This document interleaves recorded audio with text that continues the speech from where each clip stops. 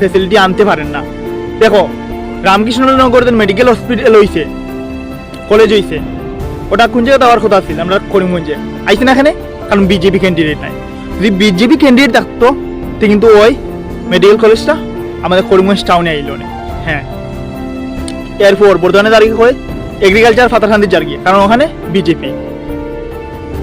এরপর আরও engineering college আর কত কিছু আছে, মানে এ টু জেড, মানে ধীরে ধীরে ধীরে করিমগঞ্জ টাউনটা আর করিমগঞ্জ টাউনের মতো না, ভালো কোনো ফেসিলিটি পাওয়া যায় না। কংগ্রেসের মানুষ ভালো হইতো না, রিজন কি তা? কারণ মিনিস্ট্রি করব বিজেপি, ওখানে নিশ্চয়ই জানা আছে, সবার জানা আছে। কংগ্রেসের টোটাল কটা সিট পাইব? জুড়ে হইলে ধরো 35 থেকে 40টা পাইব, তাই না? কিন্তু সরকার তো আসামে বানাইতে পারতো না, তাই না? তো বিরোধী দল হইয়া এখন যদি কংগ্রেসের মানে ওখানে এমএলএ সিট থাকে, আমরা নর্থ করিমগঞ্জ টাউন, এখন বিরোধী দল থাকে মিনিস্ট্রির, তো কোনো ফেসিলিটিতে কি বালা ফেসিলিটি পাইব? কোনো সময়ে না। তো একটু মানে চিন্তাধারা করিয়া একটু দিমাগ খেলে বুটটা দিও, বুঝছো?